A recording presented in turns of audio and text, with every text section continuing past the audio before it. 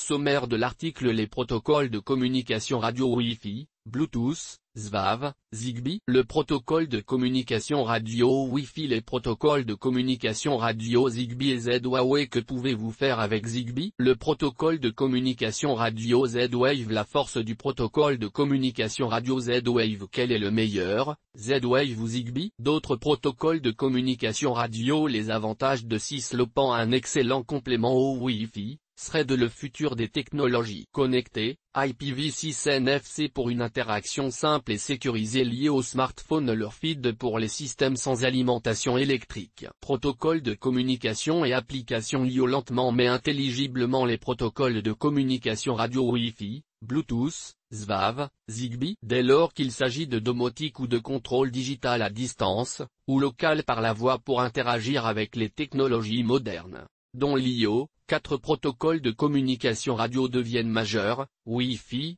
Bluetooth, ZVAV, Zigbee. Aujourd'hui, les 2 premiers sont l'objet de cette attention. Un prochain article traitera les 2 derniers de la liste. Le protocole de communication radio Bluetooth. Vous pouvez appeler Bluetooth un protocole ou une technologie, les 2 le rendent important. Pour les communications LIO à courte portée, il est devenu cardinal dans l'informatique et dans la smart home. Plus l'Internet des objets se développe, plus ce protocole de communication radio devient essentiel pour les produits portables, notamment en raison du contrôle local qui s'effectue de plus en plus depuis un smartphone, avec ou sans l'action de son utilisateur d'ailleurs. Le nouveau protocole 5 de Bluetooth. La nouvelle technologie Bluetooth Low Energy, BLE, ou Bluetooth Smart, est le doux nom de code sous lequel vous découvrez régulièrement le Bluetooth 5. Ce protocole est important pour les applications LIO, non seulement parce qu'il offre des possibilités similaires au Bluetooth traditionnel, mais surtout parce que la consommation d'énergie est considérablement réduite. Le protocole 5 a le plus de débit et de portée, et BLE en est une déclinaison. Des capacités très concurrentielles. Bluetooth 5 possède pour caractéristiques principales les suivantes: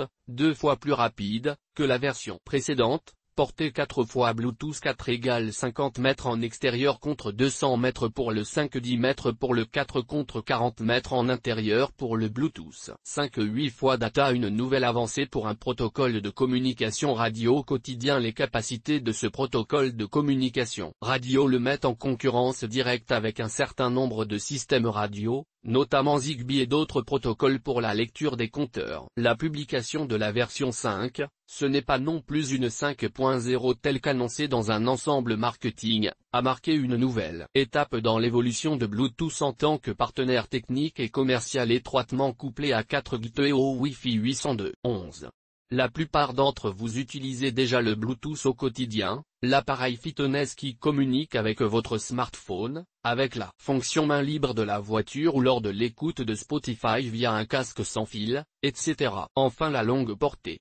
Bluetooth 5 est important pour plusieurs raisons. Il s'agit de la 4e itération de Bluetooth Low Energy, BLE, mais c'est la première fois que BLE est associé à une option Bluetooth PHY à longue portée, 1600 mètres. Ceci ouvre une toute nouvelle gamme d'applications potentielles, y compris le balisage de la vente au détail sur de longues distances. Quand votre véhicule vous signale que vous roulez trop vite, c'est également via Bluetooth que vous pensiez n'avoir jamais activé. Les défis actuels. La version 5 implique des défis de conception intéressants. La spécification BLE est intrinsèquement moins résistante aux interférences que le Bluetooth classique. Les 78 canaux X1 MHz existants dans la bande passante des 20 MHz à 2,4 GHz sont remplacés par 39 canaux à 2 MHz avec 3 canaux fixes non saccadés au milieu et à la périphérie de la bande passante. La coexistence de Bluetooth et Wi-Fi a fait l'objet de recherches et de travaux approfondis depuis plus de 10 ans, ce qui est désormais géré avec une efficacité surprenante dans un smartphone, grâce à une combinaison de filtrage optimisé, analogique et numérique, et d'atténuation des interférences. Une version Bluetooth 5G. L'introduction de la technologie Bluetooth rend nécessaire d'aborder comment le Bluetooth 5G s'associe techniquement et commercialement à la 5G, dont la 5G IO. Superficiellement, on pourrait considérer que Bluetooth et tous les systèmes basés du ISM à 2,4 GHz n'auraient pas besoin d'être pris en compte dans le processus de définition des produits et des normes 5G. Après tout, la mise en œuvre se concentre principalement sur la bande K à 26 GHz ou 28 GHz. la saturation de la bande ASM à 2,4 GHz est telle qu'elle deviendra de plus en plus inutilisable. C'est pourquoi, de manière pragmatique, la 5G va devenir une partie intégrante des plans de réaménagement du spectre pour les fréquences inférieures à 3 GHz. Il est également probable qu'il sera nécessaire de fournir des équipements utilisateurs 5G de forte puissance. C'est notamment le cas des combinés de 1 et 3 watts pour la protection du public et les réseaux de services d'urgence BT dont le spectre de longueur d'onde est plus court. En d'autres termes, la géolocalisation avancée, ou AML, pour Advanced Mobile Location, permettra d'autres interactions sans action nécessaires de l'utilisateur du smartphone. Mais pour l'instant, il existe encore quelques soucis significatifs de coexistence entre les communications 5G sous 3 GHz système et ASM 2,4 GHz, y compris le Bluetooth, le Wi-Fi. Le protocole de communication radio Wi-Fi. La connectivité Wi-Fi est l'un des protocoles de communication radio les plus populaires. C'est devenu un choix évident pour de nombreux développeurs. La raison principale est sa disponibilité dans l'environnement domestique ou tertiaire, au sein de réseaux locaux. Il existe une vaste infrastructure existante qui offre un transfert rapide de données et la capacité de gérer de grandes quantités de data. Actuellement, la norme Wi-Fi la plus utilisée dans les foyers et dans de nombreuses entreprises est la norme 802.11n. Cependant, ce protocole est aujourd'hui à double bande AC et dernièrement AD pour offrir jusqu'à 6,75 Gbps. Ce protocole de communication radio convient au transfert de fichiers. Par ailleurs, il fonctionne parfaitement bien dans les applications pour l'Internet des objets, notamment avec les commandes vocales, bien qu'il soit parfois trop énergivore pour ces applications. Bientôt une interaction des réseaux mobiles et Wi-Fi pris en charge par le système Nomad. C'est lors d'un Mobile World Congress à Barcelone qu'a été déployée une expérience grandeur nature. Cette expérience avait pour but de montrer le potentiel avec un meilleur pont entre les réseaux mobiles et Wi-Fi. Toute personne utilisant un périphérique Samsung Galaxy S9, au minimum, sur le réseau sans fil local, pouvait se connecter de manière transparente et sécurisée sans authentification manuelle. Pas de portail, pas de saisie de mot de passe, pas de choix de SSID, pas de carte de crédit. Pour ce faire, le protocole de communication radio utilisait les informations d'identification déjà présentes sur les smartphones. Par exemple, la carte SIM. Et même si l'opérateur ne prenait pas en charge le Wi-Fi passe-point, le mobile le faisait. D'autres informations d'identification peuvent également être utilisées pour une expérience d'intégration sécurisée. Elles prennent en charge la connectivité vers les réseaux d'accès d'entreprises et publics, voire privés. De là, imaginez le potentiel en termes de domotique et de maisons intelligentes. Vivement le Wi-Fi 6GHz. Le Wi-Fi à 6 GHz est probablement la plus grande opportunité pour ce protocole de communication radio, depuis une génération. Lorsque cette amélioration sera totalement déployée, elle pourrait potentiellement plus que doubler le spectre Wi-Fi. En effet, il pourra atteindre jusqu'à 4 fois plus d'options de déploiement de canaux à 160 MHz. Sachez qu'un grand nombre de PC actuels prennent déjà en charge les canaux 160 MHz.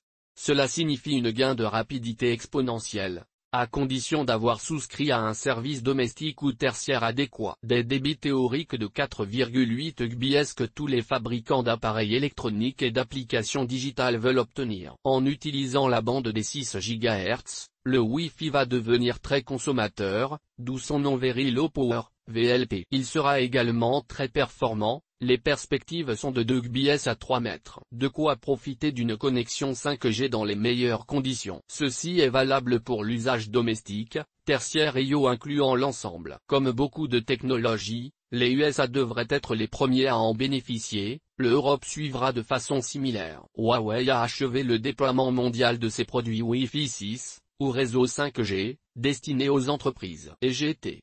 En savoir plus sur le Bluetooth et GT.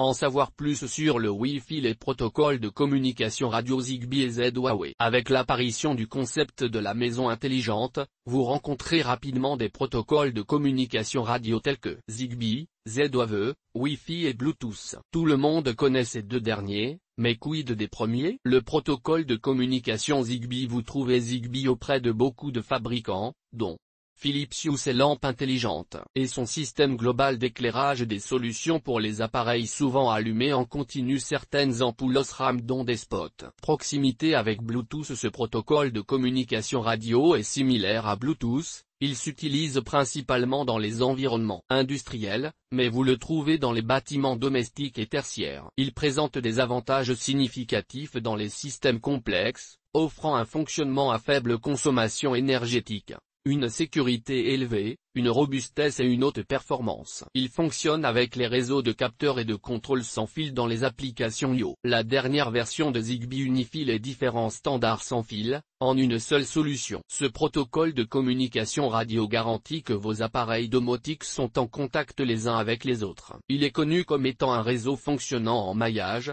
à savoir que chaque appareil est connecté à au moins 2 autres capteurs. C'est un gros avantage comparé à d'autres protocoles plus familiers, dont le Bluetooth, voire le Wi-Fi. Les avantages de Zigbee: les appareils sous Zigbee consomment très peu d'énergie, et leurs piles respectives durent très longtemps. Certains capteurs fonctionnent même des années sans jamais avoir à la changer. Un autre avantage est la transmission d'un signal sans fil. Les périphériques Zigbee sont non seulement en contact avec un point central, tel que votre routeur, mais également entre eux. Les capteurs se transmettent des signaux, ce qui élargit la portée, ce qui permet aux appareils de prendre en charge les fonctions des autres. Si un périphérique tombe en panne, le système pourra toujours communiquer, et l'utilisateur utilisera ses fonctions. L'absence d'une gamme Wi-Fi traditionnelle: les réseaux Wi-Fi traditionnels fournissent un accès Internet à tous vos appareils IO, et la distance entre le routeur et l'appareil détermine la force du signal utilisé pour faire fonctionner les périphériques. La portée moyenne du signal Wi-Fi est comprise entre 30 et 100 mètres. Avec des murs épais, même 5 mètres peuvent être difficiles à atteindre,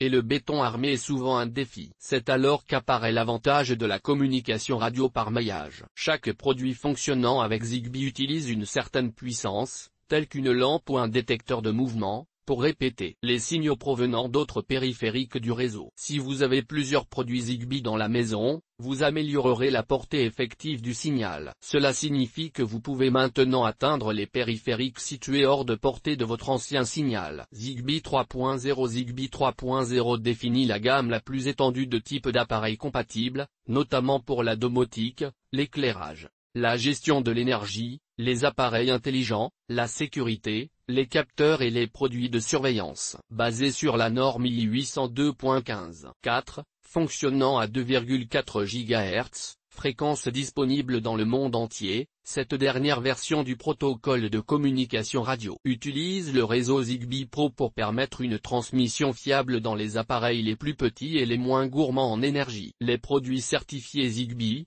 Zigbee Home Automation et Zigbee Lightlink, sont interopérables avec Zigbee 3.0. Que pouvez-vous faire avec Zigbee? Gradation et commutation facile: l'utilisateur atténue ou allume ses lumières avec son smartphone ou sa tablette, selon qu'il est à la maison ou en déplacement. Il peut définir un programme qui atténue la luminosité de son éclairage avant de se coucher. Par ailleurs, il est possible de colorer un intérieur avec des atmosphères. L'utilisateur peut choisir parmi 16,8 millions de couleurs. Protéger un logement avec les capteurs Zigbee. Vous pouvez surveiller votre maison à distance. L'utilisateur reçoit des notifications push sur son smartphone en cas d'urgence. Si le périphérique est associé à une caméra IP, les données sont stockées localement sur un support SD, permettant à la personne concernée de contrôler elle-même les images. Il va de soi que cela se fait sans abonnement. Automatiser davantage: l'utilisateur peut connecter ses lampes, voir si les luminaires sont allumés ou éteints, où qu'ils soient. Les possibilités sont infinies. Rendre compatibles les différents périphériques. Les périphériques fonctionnant avec le même protocole de communication radio deviennent compatibles les uns avec les autres, quelle que soit la marque des produits. Le protocole de communication radio Z-Wave, également écrit Z-Wave parfois, ce protocole de communication radio est employé par diverses marques, dont Steinel, comme des luminaires extérieurs à détection. Z-Wave est une technologie IO de communication RF de faible puissance conçue principalement pour la domotique, notamment pour les contrôleurs de lampes et les capteurs. Il est plus simple que certains autres. Qu'est-ce que Z-Wave et quels sont ses avantages? Sans le savoir, il est possible que vous rencontriez Z-Wave lorsque vous recherchez des produits Smart Home. Il peut être comparé au Wi-Fi. Il permet aux périphériques de communiquer efficacement entre eux. Z-Wave versus Wi-Fi. Z-Wave est un réseau en maillage, tout comme Zigbee. À la différence du Wi-Fi, ce protocole de communication radio est conçu de manière à ce qu'un appareil reçoive le signal de l'émetteur, même si ce périphérique n'est pas directement connecté à l'émetteur. Le réseau Wi-Fi nécessite par contre qu'il existe une connexion entre l'expéditeur et le destinataire. À ce titre, une série de luminaires connectés à un smartphone ou à une tablette via le Wi-Fi communique avec le hub, ce qui indique aux lampes ce qu'il faut faire. Tandis qu'en utilisant le réseau Z-Wave, les luminaires eux-mêmes peuvent s'envoyer le même signal. Zigbee fonctionne de la sorte également. Le pilotage de l'éclairage fonctionne toujours. L'un des intérêts est aussi qu'un éclairage hors de portée d'un hub puisse toujours recevoir le signal. Imaginez, vous avez une lampe au rez-de-chaussée, au premier étage et à une grande distance comme le garage. La lampe du garage ne peut pas recevoir directement le signal du hub, mais peut le recevoir d'un périphérique plus proche, qui l'aura à son tour reçu du hub ou d'un autre luminaire, d'un thermostat de chauffage, des volets roulants ou d'une serrure connectée. En termes d'utilisation d'énergie, il est également avantageux d'utiliser un réseau maillé. Les appareils fonctionneront pendant des années sur pile sans avoir à être connectés au secteur. À titre de comparaison, les appareils qui fonctionnent avec le Wi-Fi doivent toujours être connectés au secteur. Ils consomment ainsi plus d'énergie. La force du protocole de communication radio Z-Wave. Avec un réseau Z-Wave, vous pouvez rajouter n'importe quel périphérique, comme une caméra de vidéosurveillance. Elle fonctionnera sans effort au sein du réseau existant. À chaque fois que vous installez un nouveau produit compatible Z-Wave, vous ajoutez un maillage supplémentaire au réseau Smart Home considéré. Celui du bâtiment devient plus puissant. Si l'un des périphériques tombait en panne, le réseau trouverait un nouvel itinéraire via d'autres appareils pour transmettre le signal. Comparaison Z-Wave et Zigbee compatibilité. L'un des facteurs les plus importants dans la configuration ou l'extension d'un réseau de produits Smart Home est la compatibilité. Pour illustrer, vous achetez un détecteur de mouvement, vous devez pouvoir le connecter à votre système d'alarme existant et l'activer. Zigbee est un réseau open source, les fabricants peuvent donc effectuer eux-mêmes des ajustements dans le logiciel afin de l'adapter au produit. En conséquence, tous les appareils Zigbee ne peuvent pas communiquer entre eux après les avoir installés. Si vous souhaitez étendre votre réseau Zigbee avec une marque différente, il faut toujours vérifier si le matériel peut coopérer avec vos périphériques actuels. Les grandes marques qui utilisent Zigbee incluent Philips et Samsung par exemple. Z-Wave est développé par une seule société, et tous les produits contiennent le même jeu de puces. Pour cette raison,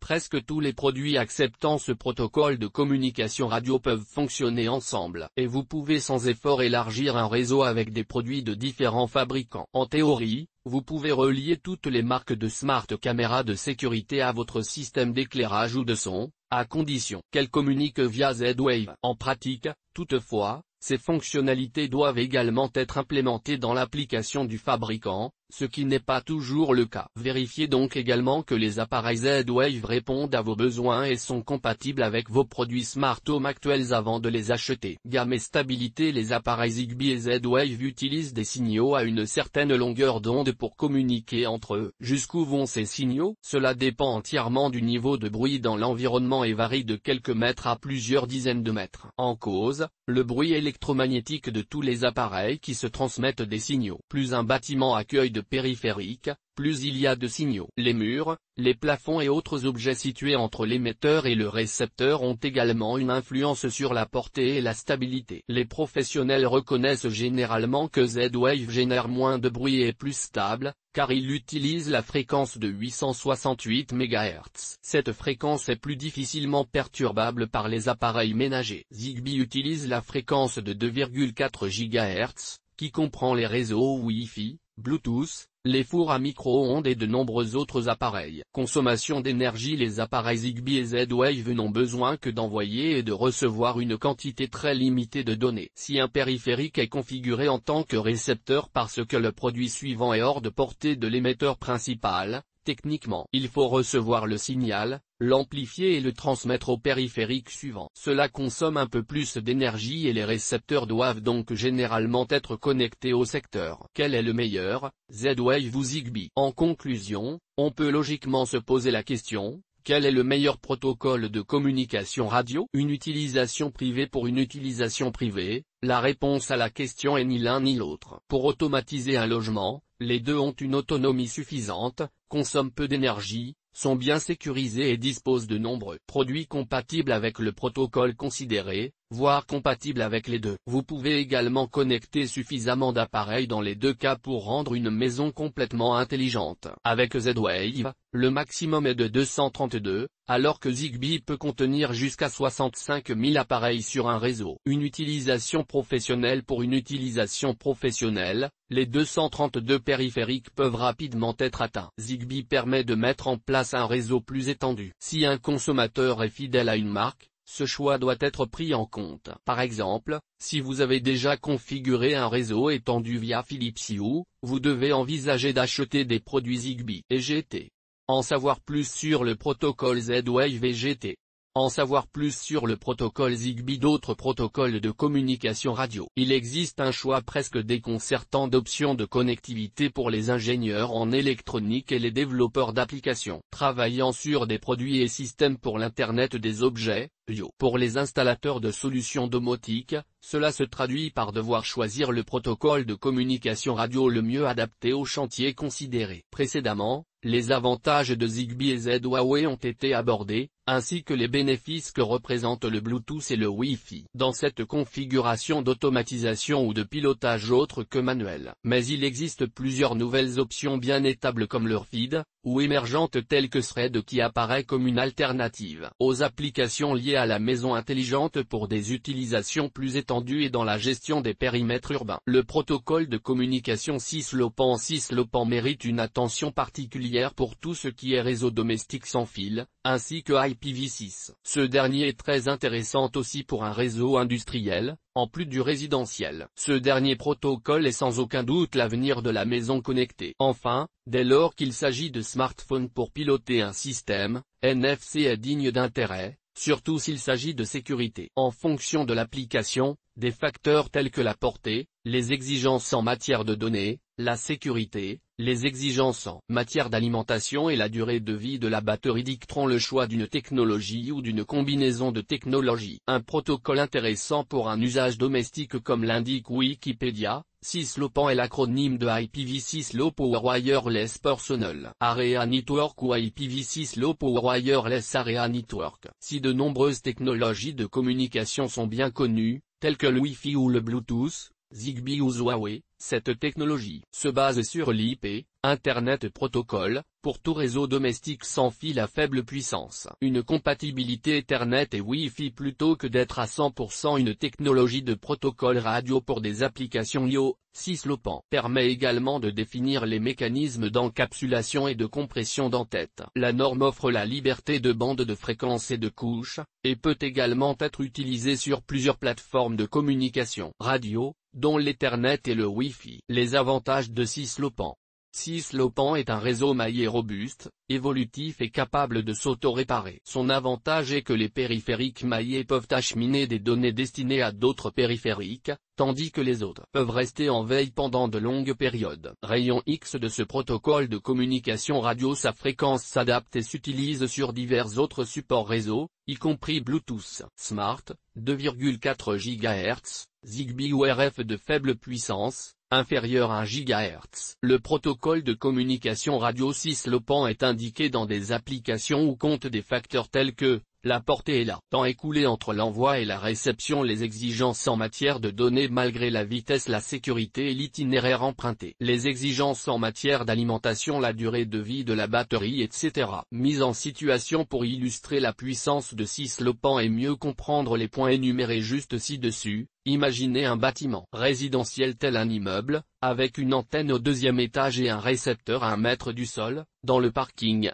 et malgré des murs de maçonnerie de 20 cm, la portée attendue de 6LoWPAN est de 116 mètres. Bien sûr, ce n'est pas suffisant pour couvrir tous les parcours d'obstacles existants sur ce parking, si tant est que ce soit nécessaire. Mais un bouquet de technologies peut s'envisager, notamment avec la technologie BLE, Bluetooth Low Energy, Zigbee, un excellent complément au Wi-Fi, Thread. Thread est un tout nouveau protocole de réseau IPv6 basé sur l'IP, 100% destiné à l'environnement domotique. Basé plus particulièrement sur 6LoWPAN, il n'est pas à proprement parler un protocole d'application tel que Bluetooth ou Z-Wave. Toutefois, d'un point de vue applicatif, il apparaît comme un excellent complément au Wi-Fi, lequel devient vite limité dans une configuration domotique avancée. Aussi, Pour simplifier sans entrer dans les détails trop techniques, nous le considérerons comme un protocole à part entière. La compatibilité de Thread est apparue en 2004, c'est un protocole radio libre de redevance reposant sur diverses normes, notamment I802.15.4. Pour rappel, I802.15.4 est un protocole d'interface radio sans fil. Il est compatible également avec IPv6 et 6LoWPAN. Ce protocole fonctionne très bien dans le cadre d'un réseau maillé utilisant des émetteurs-récepteurs radio I802.15.4. Il est capable de gérer jusqu'à 250 nœuds avec des niveaux élevés d'authentification et de cryptage. La version de Zigbee de Google, sa fréquence est de 2,4 GHz. Pour prendre un grand raccourci, vous pourriez le considérer comme la version de Zigbee de Google. Bien que cette proximité soit absolument vraie, puisque les mêmes puces pour Thread et Zigbee peuvent s'utiliser. Elles sont toutes deux basées sur 802.15.4. Le futur des technologies connectées, IPv6.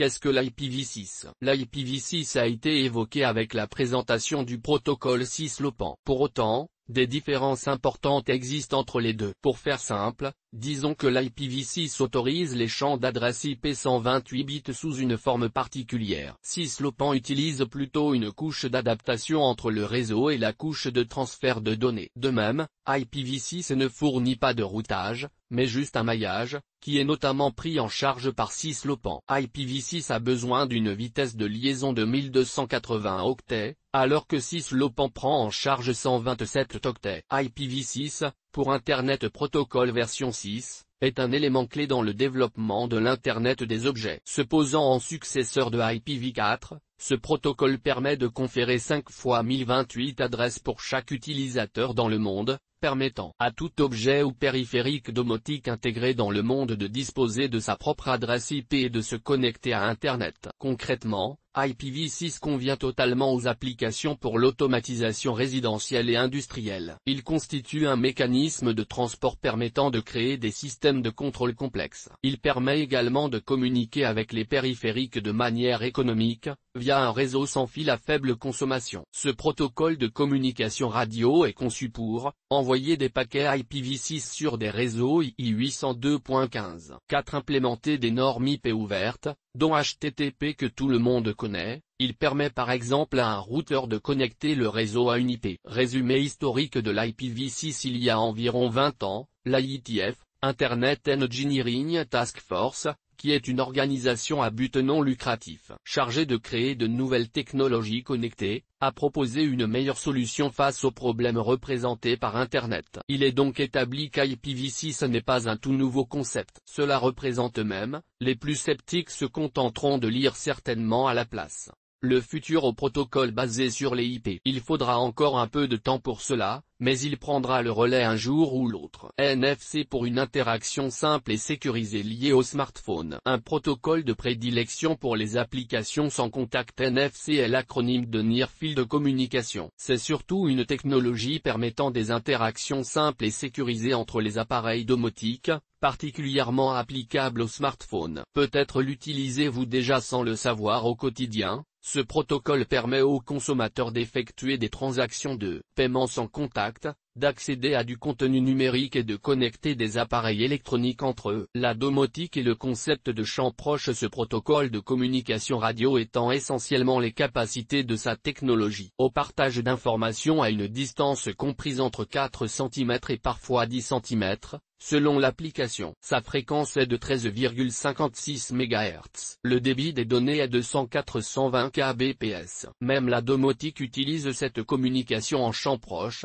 Lorsque vous passez votre smartphone devant un lecteur de carte pour payer vos achats, vous utilisez probablement le protocole NFC. Voilà qui rappelle leur feed dont le nom est plus populaire. Pourtant le NFC est très apprécié dans l'Internet des objets. Leur feed pour les systèmes sans alimentation électrique. Il existe deux types d'identification par radiofréquence, active et passive. Ce protocole feed a été spécialement conçu pour que les appareils sans alimentation puissent envoyer un signal. Dans la plupart des systèmes, l'une des parties d'un système feed est alimentée, ce qui crée un champ magnétique, lequel induit un courant électrique dans la puce. Cette alimentation est suffisante pour que le système envoie avec une puissance correcte des données sans fil. C'est d'ailleurs à cette fin que les étiquettes RFID sont utilisées à des fins d'expédition et de suivi. Protocole de communication et application LIO. Les trois premières parties des protocoles de communication abordaient une vue d'ensemble de diverses possibilités radio impliquées dans les appareils connectés et les applications domotiques. Dans cette dernière partie, sont traitées principalement les applications LIO nécessitant des opérations sur de longues distances. Les meilleures solutions communiquent sur le bénéfice de pouvoir piloter les fonctions depuis un smartphone, ou que l'utilisateur soit.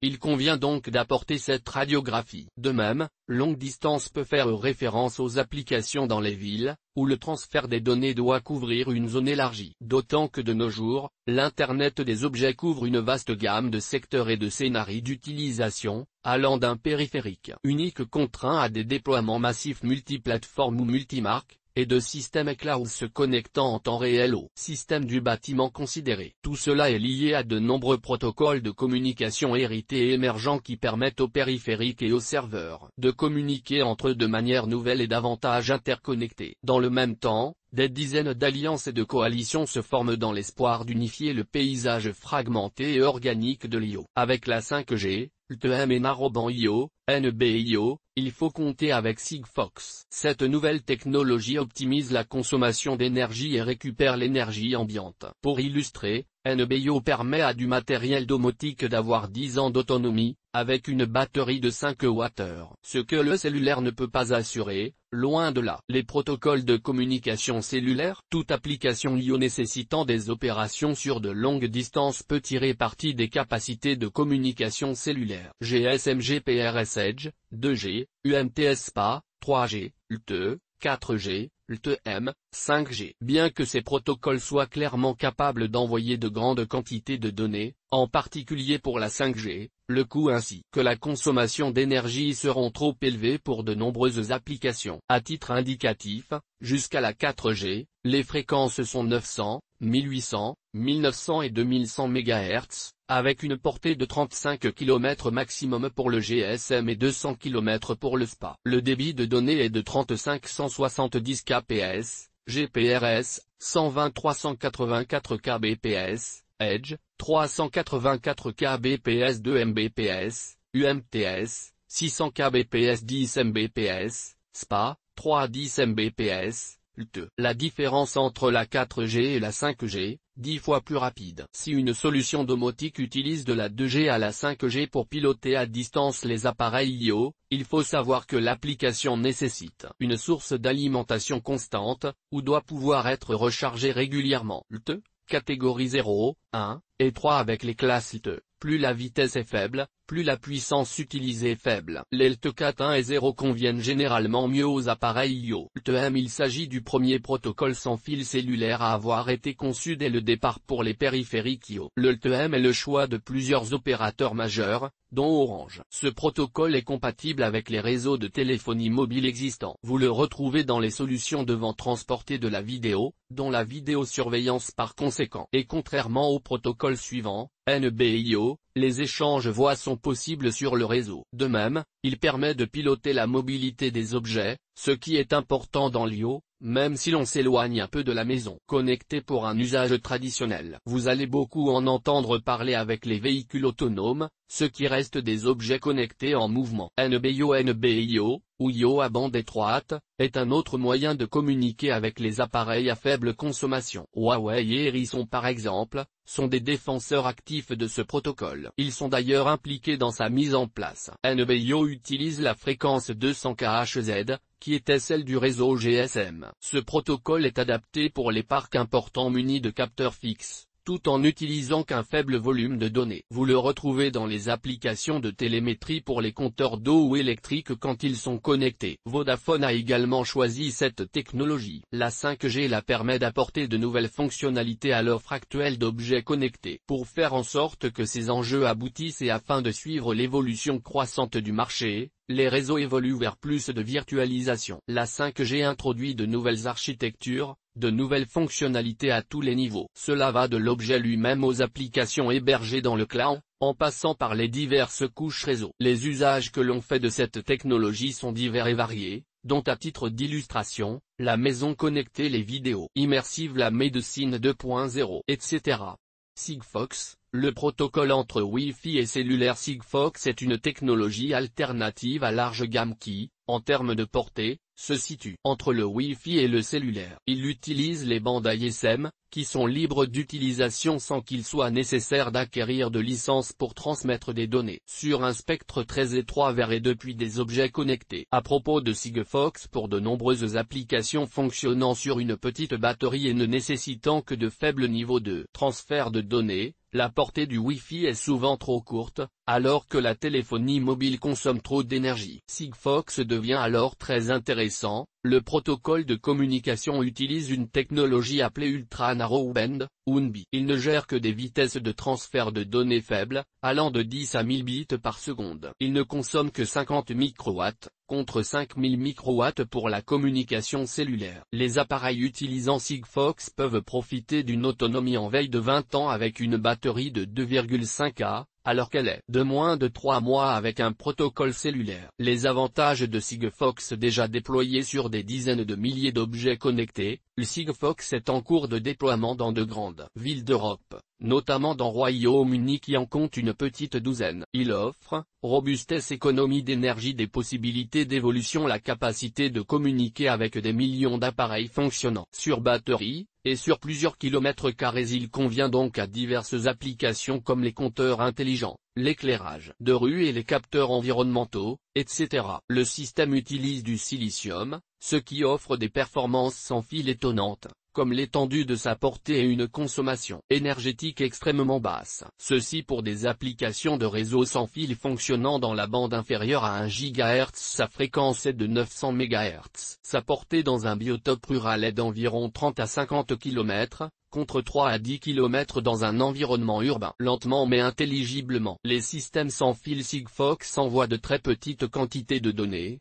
12 octets, très lentement, 300 baux, à l'aide de méthodes de transmission radio standard. La longue portée est accomplie à la suite de transmissions très longues et très lentes. Vous le retrouvez intégré dans beaucoup de dispositifs tels que des capteurs de stationnement ou des compteurs d'eau. Cette lenteur est ce qui explique en partie que cette technologie ait du mal à s'implanter aux USA par exemple, leur législation imposant une durée maximale de transmission d'une émission à 0,4 secondes, alors qu'elle est de 3 secondes. En fait, ce protocole de communication convient parfaitement à toute application devant envoyer de petites rafales de données peu fréquentes. Des éléments tels que les systèmes d'alarme de base, la surveillance d'emplacement et la simple mesure sont des exemples de systèmes monodirectionnels pouvant l'utiliser. Null, pour une couverture de communication de longue zone semblable au concept de Sigfox et fonctionnant dans la bande inférieure à 1 GHz. Null exploite de très petites tranches du spectre pour fournir une haute couverture, garantir une faible consommation et un faible coût. Les systèmes sont basés sur la puce ICNI, qui communique sur une fréquence variant d'un pays à l'autre. Ce protocole de communication sans fil est une technologie dite de réseau longue zone. Conçue pour l'IO, la solution rivalise sans difficulté avec les autres systèmes de réseau,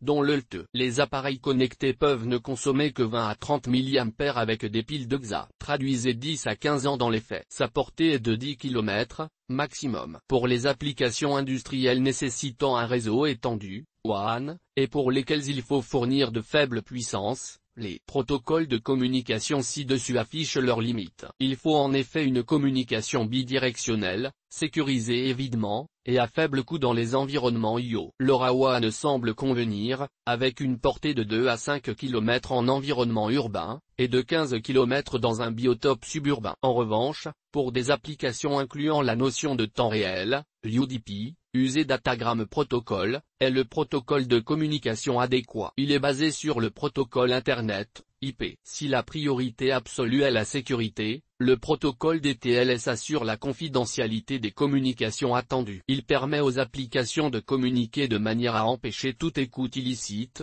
ou la falsification des données transférées.